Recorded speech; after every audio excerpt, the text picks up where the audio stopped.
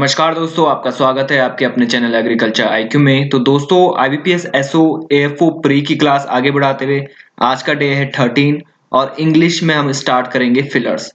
तो fillers basically होते क्या हैं, कैसे इसे किया जाता है और कितने मार्क्स आप एक्सपेक्ट किए कर सकते हो आप क्वेश्चन एग्जाम में, तो सब चीजें आज देखेंगे। तो चलिए आगे बढ़ते हैं। मेरी हर वीडियो का पीडीएफ आप यहाँ जाके ले सकते हैं। टेलीग्राम चैनल है agriculture IQ official, over 730 plus member है, तो आप इसी को यहाँ पे ज्वाइन करिएगा।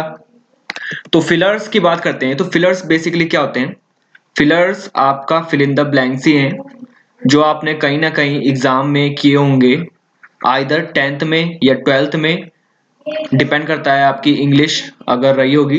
तो फिल इन द ब्लैंक्स इस प्रकार होते हैं। अब फिलर्स बेसिकली आप ऐसे सेंटेंस दे सकते हैं और एक फिल इन द ब्लैंक्स है यहाँ पे, और आपको इस तरीके से ऑप्शन मिलेंगे। पर जो स्टेटमेंट है उसमें लिखा रहेगा कि मोस्ट एप्रोप्रिएट वर्ड कौन सा यूज हो सकता है इस ब्लैंक में। तो मोस्ट एप्रोप्रिएट वर्ड का मतलब क्या होता है, मैं आपको एक एग्जांपल देता हूं। एक है यहाँ पर, the dash are watching the match.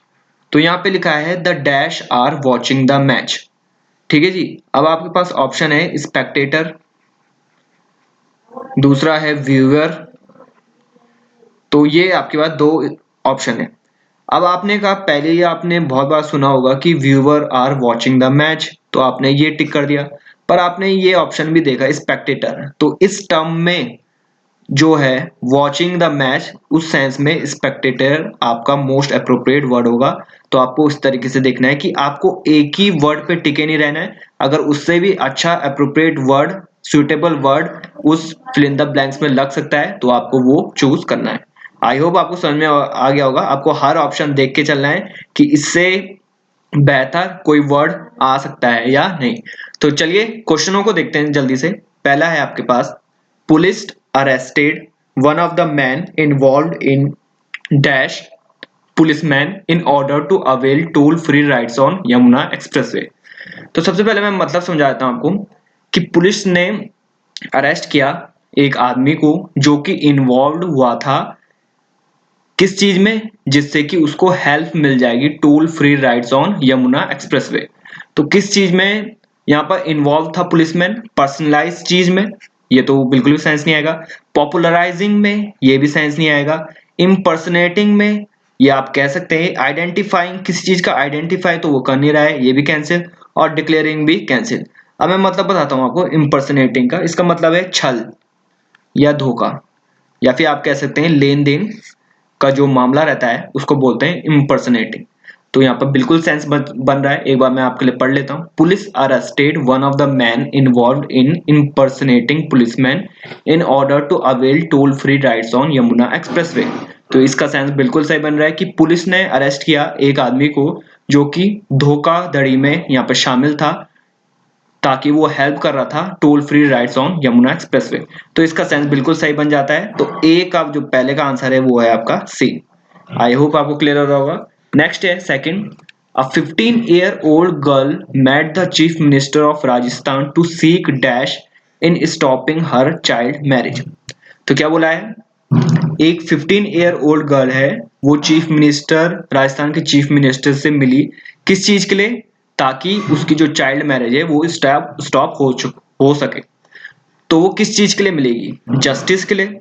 Justice के लिए आप कह सकते हैं इंटरवेंशन, हस्तक्षेप के लिए। राइट का सेंस यहाँ पे नहीं आएगा। फ्रीडम, क्या वो आजादी चाहती है किसी चीज के लिए? आजादी का तो सेंस बिल्कुल भी नहीं आ रहा है, तो ये भी कैंसिल हो जाएगा। केयर, तो ये बिल्कुल ही रॉन्ग वर्ड है। अब आपके पास दो ऑप्शन है, इंटरवेंशन और जस्टिस। अब आपने ये देखा, दोबारा पढ़ा आपने, 15-year gold girl old met the chief minister of Rajasthan to seek intervention, to seek justice. क्या वो आजादी चाहती है किसी चीज के लिए या फिर इंटरवेंशन चाहती है? इंटरवेंशन का मतलब सिंपली क्या होता है, हस्तक्षेप, कि जो उसकी चाइल्ड मैरिज हो रही है उसे स्टॉप करिए और मतलब बीच में आइए, समथिंग। इंटरवेंशन का ये मतलब होता है। तो ए यहाँ पर बिल्कुल सही बैठ जाएगा। जस्टिस यहाँ पर एक गलत हो जाएगा, ये आपका गलत हो जाएगा। तो इंटरवेंशन आपका बिल्कुल सही है। तो सेकंड का ऑप्शन ए आ जाएगा आपका। इस तरीके से आपको यहाँ पे फिलर्स करने। नेक्स्ट है आपका third, the counter attack by India came after 2 Indian soldiers and a civilian were killed in dash Pakistani firing on Saturday evening. तो आपने ये देखा द काउंटर अटैक, जो काउंटर अटैक आया था इंडिया के द्वारा, केम आफ्टर 2 इंडियन सोल्जर। ये जो काउंटर अटैक आया ये कब आया? जब इंडिया के 2 सोल्जर्स और सिविलियन मारे गए थे। किस चीज में? Pakistani firing on Saturday evening. तो पोलाइटली कोई जो फायरिंग है वो पोलाइटली तो बिल्कुल भी नहीं होगी, ये आपका कैंसिल हो जाएगा। विलिंगली ये भी सेंस नहीं बनेगा। अनडिक्लेयर्ड ये भी सेंस नहीं बनेगा। अनप्रोवोक्ड या इनएक्टिव। तो आपने ये देखा अनप्रोवोक्ड पाकिस्तानी फायरिंग। तो अनप्रोवोक्ड जो वर्ड है वो बना है प्रोवोक्ड से। तो प्रोवोक का मतलब क्या होता है? उत्तेजना दिलाना या फिर गुस्सा दिलाना। तो अनप्रोवोक्ड आपको यहाँ पर बिल्कुल सेंस बन जाएगा। थर्ड का आ जाएगा आपका डी। क्या बोला है? जो काउंटर अटैक है इंडिया का जो आया जब 2 इंडियन सोल्जर्स और सिविलियन किल्ड हो गए थे बिना उत्तेजना वाली Pakistani firing on Saturday evening. Unprovoked आपका बिल्कुल यहाँ पे सही आ जाएगा। नेक्स्ट है आपका fourth, the trader association protested against the government plans to dash the inner circle of Connaught Place to celebrate a cracker free Diwali. अब इसमें देखते हैं यहाँ पर कौन सा आएगा आपका वर्ड। क्या बोला है? द ट्रेडर एसोसिएशन, जो ट्रेडर का एसोसिएशन है उन्होंने प्रोटेस्ट किया किस चीज के लिए? गवर्नमेंट के प्लान्स के, ताकि dash inner circle of Connaught place, कि जो कैनॉट प्लेस है उसमें वो सेलिब्रेट कर सके क्रैकर फ्री दिवाली।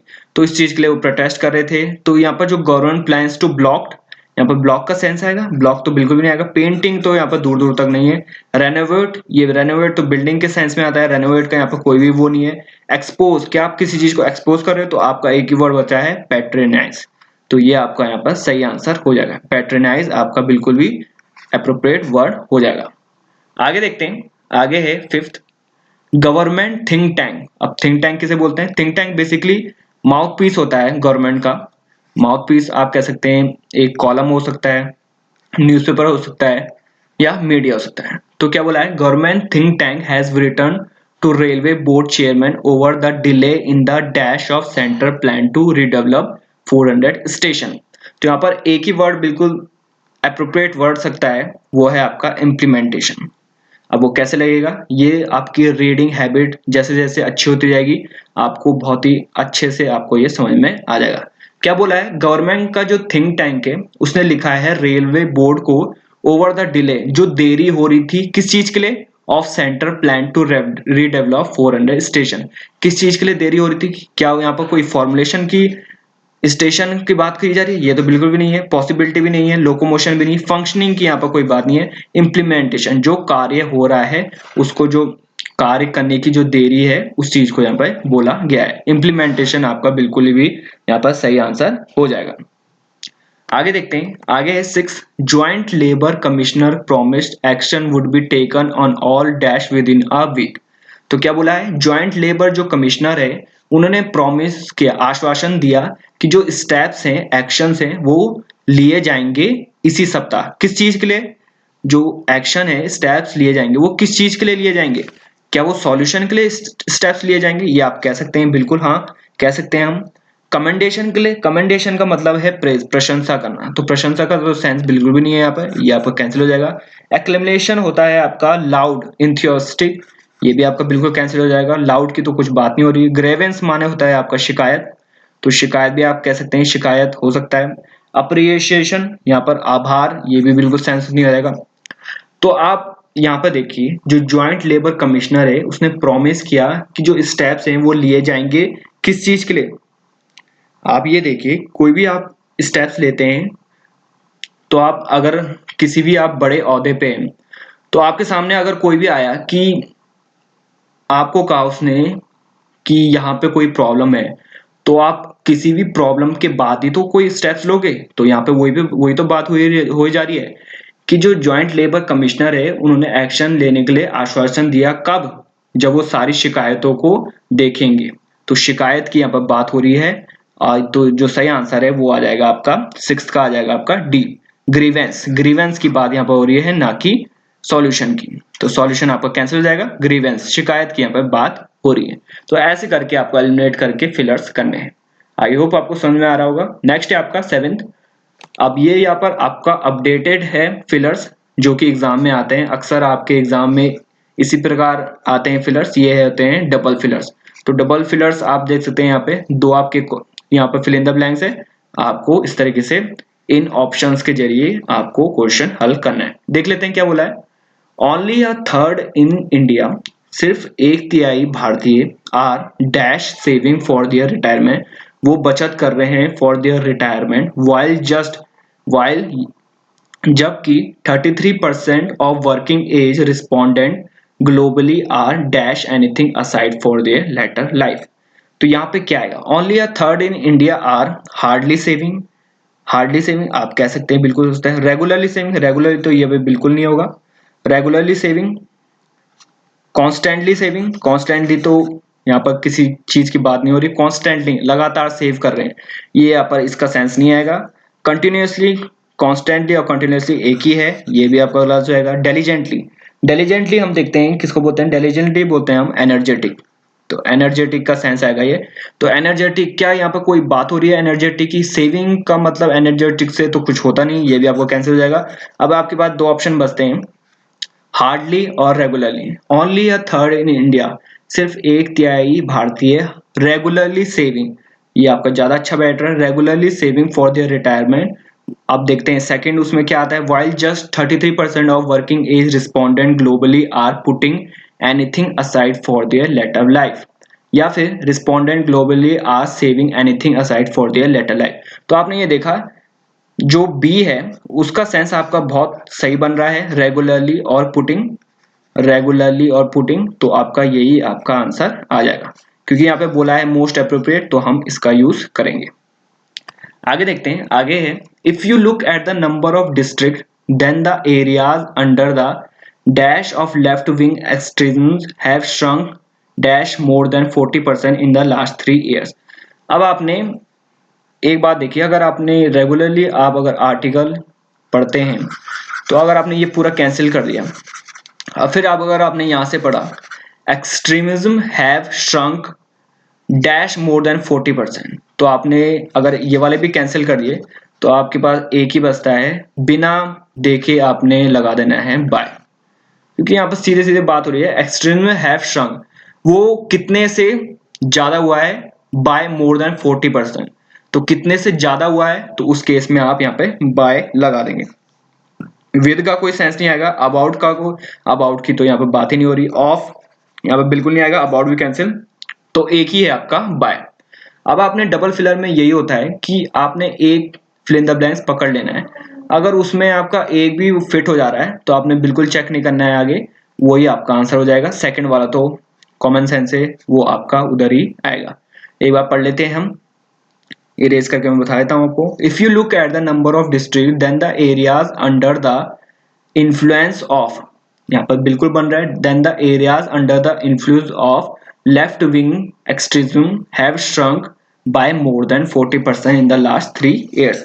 तो एट्थ का आ जाएगा आपका सी, एट्थ का सीधे सीधे आ जाएगा आपका सी।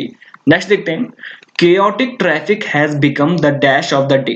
जो chaotic ट्रैफिक है, भीड़ भाड़ का जो ट्रैफिक है, has become the dash of the day, तो क्या बन गया है वो, dash of the day, dynamic बन गया है वो, या डायबोलिकल बन गया है। डायबोलिकल का मतलब तो होता है बहुत बुरा, बहुत बुरा, या फिर एनोइंग कह सकते हैं, एनोइंग या बहुत बुरा, डायबोलिकल। क्या वो ऑर्डर बन गया है, order of the day, access of the day बन गया है, या फिर अटेंशन ऑफ द डे। तो हमने ये देखा है, अटेंशन तो बिल्कुल भी सेंस नहीं आएगा यहाँ पर, एक्सेस भी नहीं आएगा, ऑर्डर आप कह सकते हैं, डायबोलिकल बुरा का तो कोई भी सेंस नहीं आएगा। अब आपके पास बताया डायनेमिक और ऑर्डर ऑफ द डे, इसको हम यहाँ पर समझ नहीं पा रहे हैं, तो हम आगे देखते हैं। Order of the day at major junction in Puducherry, thanks to poor traffic management, thanks to poor traffic management, inadequate posting of police personnel and disregard of rules by motorist and vehicle owner। तो बिल्कुल frequent का sense आएगा यहाँ पर, frequent posting, तो यहाँ पर बिल्कुल ये तो नेगेटिव सेंस में बोल रहा है, तो इनएडिक्वेट आपका यहाँ पर बिल्कुल सही बैठ जाएगा।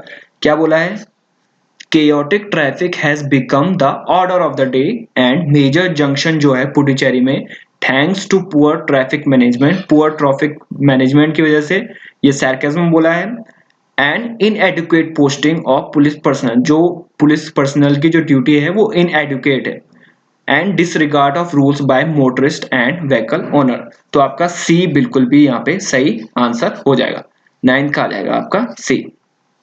आगे देखते हैं, नेक्स्ट है आपका pedestrian. Pedestrian complain that there is no dash left for them to walk. जो पेडेस्ट्रियन है, जो यहाँ पर पैदल चलते हैं, उन्होंने कंप्लेन की that there is no dash left for them to walk, that there is no road left them for them to walk. तो एक सेंस आप कह सकते हैं रोड आ सकता है। प्लेस का सेंस तो यहाँ पे बिल्कुल भी नहीं आएगा, प्लेस का कोई बोला नहीं, फिगर्स की तो कुछ बात ही नहीं हो रही। स्पेस आप कह सकते हैं स्पेस, और नन ऑफ दिस, तो ये तो नहीं आएगा। तो आपका जो यहाँ पर बैठ रहा है वो ए या फिर डी है। तो इन दोनों में आपको कंफ्यूजन हो रही होगी। अब देख लेते हैं, आगे देख लेते हैं। Pedestrian complain that there is no road left for them to walk, ये आ सकता है, या फिर that there is no space left them for them to walk, ये भी आ सकता है। At pedestrian crossing near major junction as they are encircle upon by motorist, या फिर इनक्रोच्ड अपॉन बाय मोटरिस्ट। तो आपको एक चीज यहाँ पे ध्यान देनी है, इनक्रोच्ड का मतलब होता है आपका सीधे सीधे कि आपकी, जैसे मान लीजिए ये रोड है, तो रोड है, ये फुटपाथ है जहां पर पैदल चलते हैं। तो आपने अक्सर देखा होगा कि इस जगह पे यहाँ पे स्कूटी, टू व्हीलर्स खड़ी रहती है या फिर फोर व्हीलर्स खड़ी रहती है। जो एरिया पैदल चलने वालों के लिए है वहां पर टू व्हीलर फोर व्हीलर खड़ी रहती है, तो उसी को बोलते हैं इंक्रोचमेंट, अतिक्रमण जिसे कहते हैं। कि जहां पर जो जमीन है उसके अलावा आपने हथिया ली या फिर इंक्रोच कर दी, तो वो आपका अतिक्रमण कहलाता है। तो इसी की यहाँ पर बात की है। इन सर्किल का तो मतलब बिल्कुल भी नहीं है। इन सर्किल का मतलब कि जो सर्कल है उसके चारों तरफ आपने चीजें कर दी है, तो ये सेंस नहीं आएगा। इनक्रोच्ड आपका बिल्कुल सही बैठ जाएगा। क्या बोला है, जो पेडेस्ट्रियन है, जो पैदल चल रहे हैं, उन्होंने कंप्लेन की कि उनके पास कोई भी स्पेस नहीं है चलने के लिए, क्योंकि जो मोटरिस्ट है उन्होंने सारी जगह अतिक्रमण कर ली है। तो स्पेस और इंक्रोच आपका बिल्कुल सही बैठ जाएगा। तो 10th का आ जाएगा आपका डी। तो गाइस ये थे सारे आंसर्स और ये सारे क्वेश्चन फिलर्स के मैंने आपके साथ डिस्कस कर लिए। आई होप आपको अच्छा लगा होगा। वीडियो थोड़ी देर से, माफी चाहूंगा आपके लिए। तो आने वाले वीडियो मिलते हैं। Thanks for listening and have a great day.